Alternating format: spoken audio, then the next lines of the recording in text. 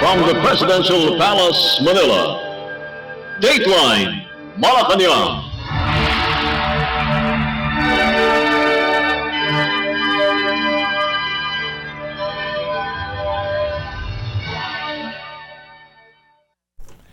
Good day, this is Dateline Malacañang and here are the news. Both houses of Congress are on track for the December passage of the 20 priority measures requested by Philippine President Ferdinand R. Marcos Jr., including the General Appropriations Bill, congressional leaders said on Wednesday following the 3rd Legislative Executive Development Advisory Council or LEDAC meeting in Malacañang on Wednesday.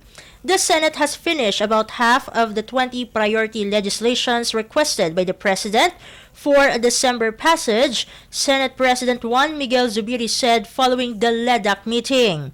The 20 bills identified as priority measures for passage by end of December 2023 include the National Employment Action Plan, LGU Income Classification, Internet Transaction Act, BOT PPP Act, Salt Industry Development Act, Ease of Paying Taxes, Real Property Evaluation and Assessment Reform Act, Magna Carta for Seafarers, and Anti-Agriculture Smuggling Act. Other measures are the Waste to Energy Bill, National Disease Prevention Management Authority, amendments to the Banking Act or the Fund Secrecy Law, Medical Reserve Corps, Virology Institute of the Philippines, E-Governance Act, New Philippine Passport Act, the National Government Right Sizing Act, the Anti-Financial Accounts Scamming Act or AFASA, the National Citizen Service Training Program Act, and the Military and Uniformed Personnel Pension System Act. The administration's economic team also has additional legislation which will be supported by the Senate, Zubiri said, highlighting the President's commitment to help the Filipino people. For his part, House Speaker Martin Romualdez said the House of Representatives reported to the President that 18 out of the 20 legislations to be passed by year-end had already been approved by the lower house. In terms of the 17 State of the Nation Address or SONA measures enumerated by the President, the House Speaker said 7 out of the 17 have been passed on third and final reading, noting they assured the President that the House of Representatives will pass all those measures by December. Pending legislations in the Senate committee listed in the first LEDAC meeting last October 10, 2022 include the Medical Reserve Corps, Virology Institute of the Philippines, E-Governance Act, E-Government Act, National Government Right Sizing Act, Free Legal Assistance for Police and Soldiers, Apprenticeship Law, Eastern Visayas Development Authority, Negros Island Region, PIFITA, National Land Use Act, Magna Carta of Barangay Health Workers, Guide Bill, Leyte Ecological Industrial Zone, Enabling Law for the Natural Gas Industry, MUP Bill, Amendments to APIRA, Budget Reform Act, Department of Water Resources, and National Defense Act. In the lower house, the bills pending in the committee are amendments to APIRA, Budget Reform Act, Department of Water Resources, and National Defense Act. Pending in second reading at the Senate include the BOT PPP Bill, Center for Disease Prevention and Control, Internet Transaction Act, E-Commerce Law, Mandatory ROTC and STP, New Philippine Passport Act, Waste to Energy Bill, Magna Carta of Filipino Seafarers, and Valuable Reform Bill.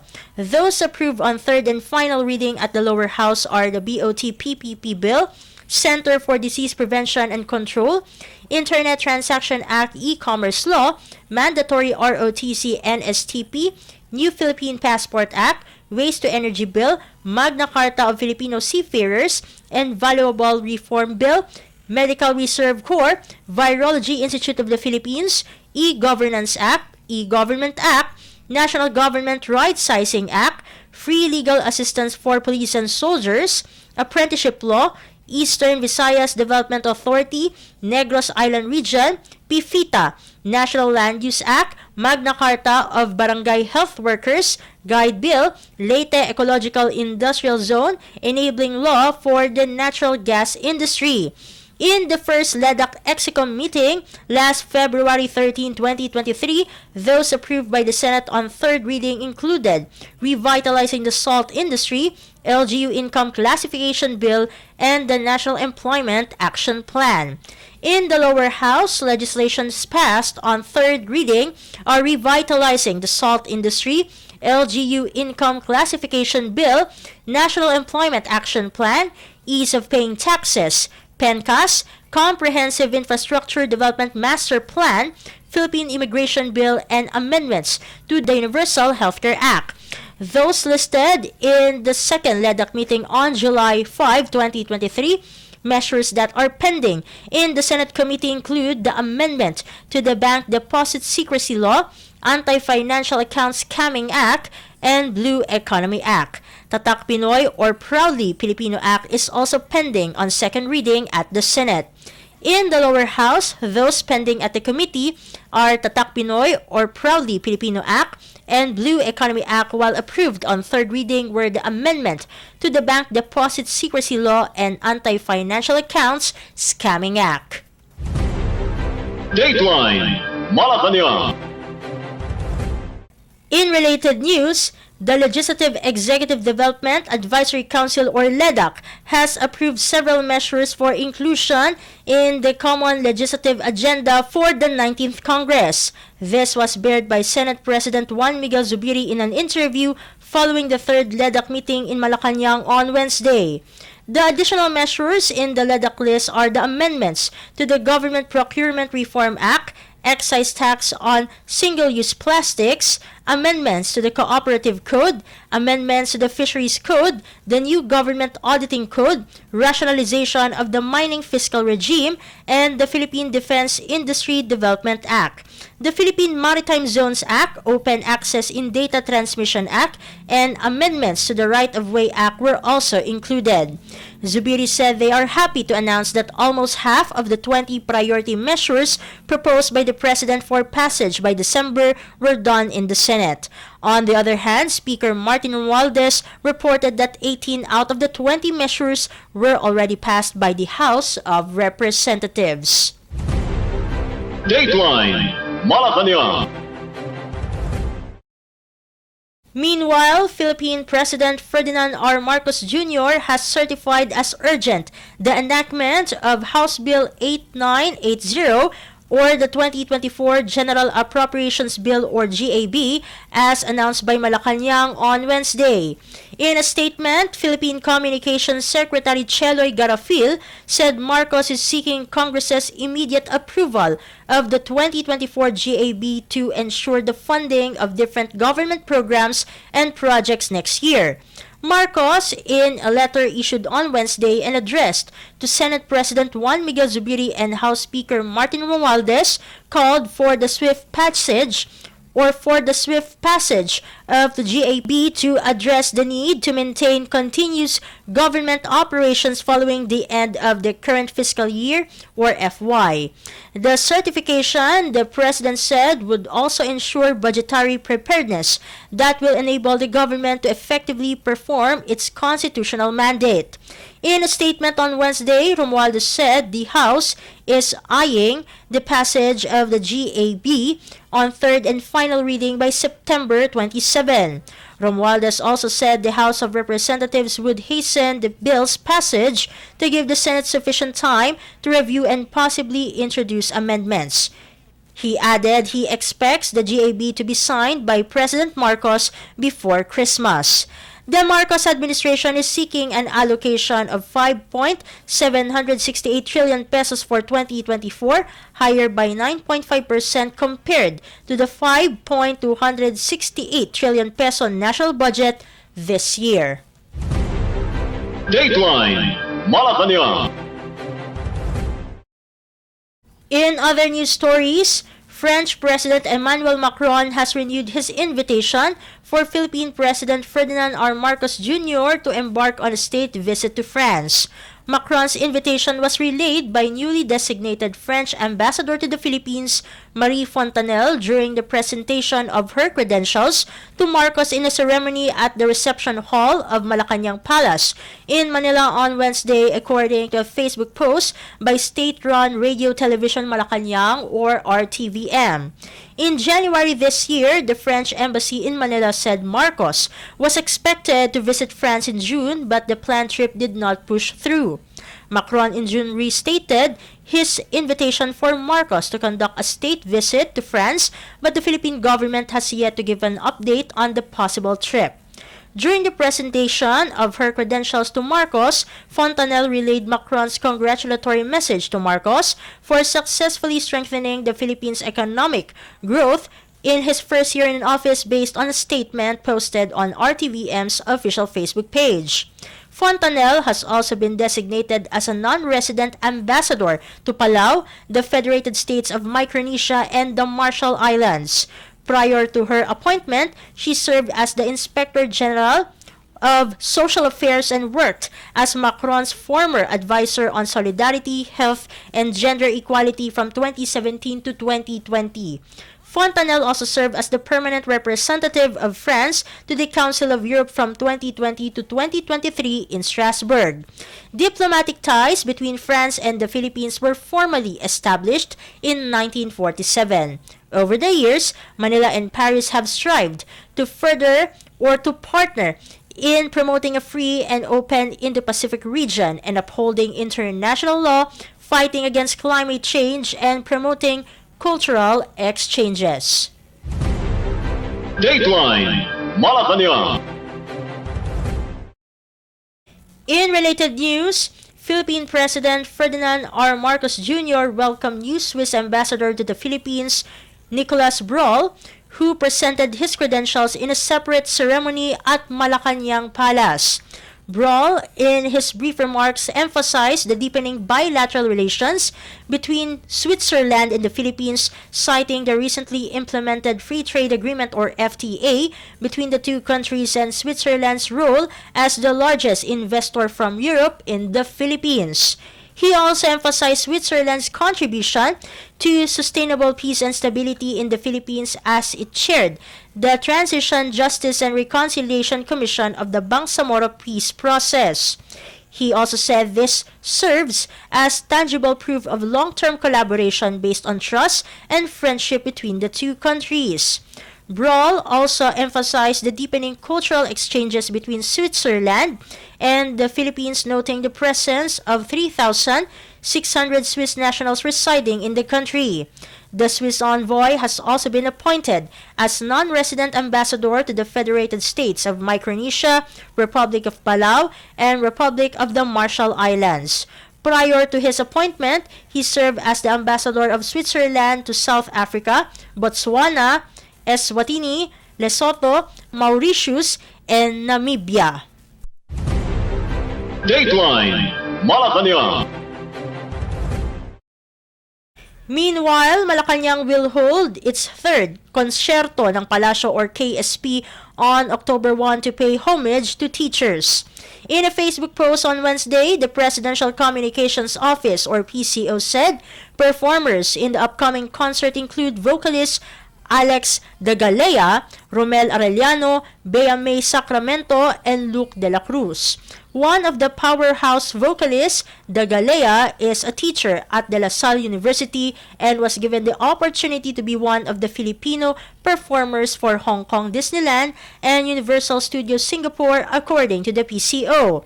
The PCO also said De Galea also represented Singapore and won bronze for vocal pop and silver medals for the vocal Broadway and vocal contemporary categories at the World Championships of Performing Arts or WCOPA. On the other hand, Arellano is a former Tawag ng Tanghalan contestant, while Sacramento and De La Cruz, a singing tandem from Baguio City, has 1 million followers on TikTok. The Philippines celebrates National Teachers Month from September 5 to October 5 by virtue of Proclamation 242 issued in 2011. In 2016, Republic Act 10743 was signed into law, declaring October 5 of every year as National Teachers Day. The third KSP will be held at the Kalayaan grounds of Malacañang Palace.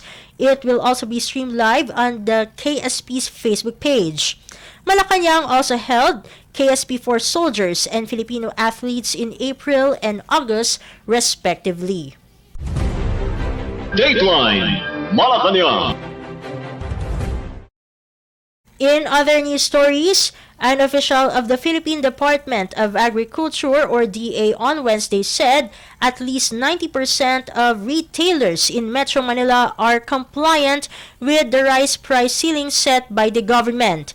DA Bureau of Plant Industry or BPI Director Glenn Panganiban said in a briefing over PTV's Bagong Pilipinas Ngayon that they are part of the team that monitors prices in our markets, and at the National Capital Region or NCR, they are proud to say that 90% or more are able to comply with the price cap that has been set. He added the BPI, together with other agencies such as the Department of Trade and Industry or DTI, the DA, and the Department of the Interior and local government, are monitoring the prices of rice in Metro Manila.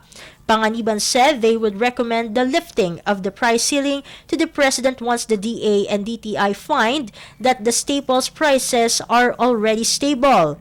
Under Executive Order 39, the price ceiling for regular and well-milled rice is at 41 and 45 pesos respectively. Panganiban also reported that rice supply in the country is sufficient. Dateline Malacañang.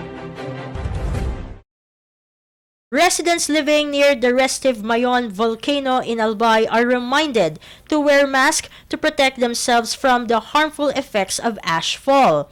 The Philippine Department of Health or DOH said on Wednesday in a public advisory that face masks must be worn to cover the nose and mouth as volcanic ash can affect the respiratory system, eyes, and overall health.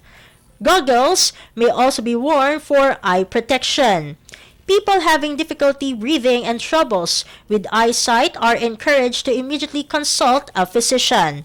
Mayon, under Alert Level 3, had 4 pyroclastic density current events on Wednesday morning.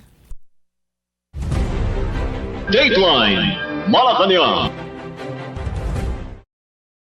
Meanwhile, an official of the Philippine Department of Justice or DOJ on Wednesday said recent raids on red flag Philippine offshore gaming operators or POGOs have shown many indications of human trafficking and other related crimes. DOJ Undersecretary Nicolas Felix T. said during the televised Bagong Pilipinas Ngayon forum that there are many indications that human trafficking is happening. First, they are misled, like traffickers would tell victims that their work is legal, like customer service representatives, but what they are directed to do, scam, adding it is called forced criminality. T, Undersecretary for the Interagency Council Against Trafficking or IACAT, said another indicator that raided POGOs are committing human trafficking is the operators' confiscated passports and other important personal belongings of their employees. He also mentioned that IACAT has recorded hundreds of human trafficking cases every year and has rescued thousands of victims from a variety of different schemes through the years. T stated IACAT has been coordinating with different social media platforms, including Facebook, on how the government can stop traffickers from going online to get more victims.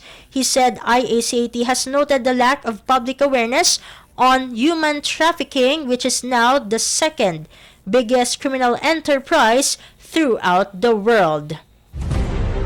Dateline Malacañang. And finally, Philippine Solicitor General Menardo Guevara on Wednesday said his office is now exploring legal options that the country may pursue amid reports of extensive damage found on the seabed of Rosul Reef and Escoda Shoal in the West Philippine Sea, or WPS. Guevara stated that the OSG shall evaluate the merits of every legal option, including the possible filing of a complaint for damages before an international tribunal with proper jurisdiction such as the Permanent Court of Arbitration, or PCA, at The Hague. The Rosul Reef and Escoda Shoal are two areas in the WPS frequented by Chinese militia. From August 9 to September 11, the Philippine Coast Guard monitored about 33 Chinese militia vessels in the vicinity of Rosul Reef and 15 at Escoda Shoal. During the same period, maritime patrols carried out by BRP Sindangan, or MRRV 4407, and BRP Cabra, or MRRV 4409, validated the presence of Chinese militias in these areas. In 2016, the PCA invalidated China's 9-line claim over the South China Sea.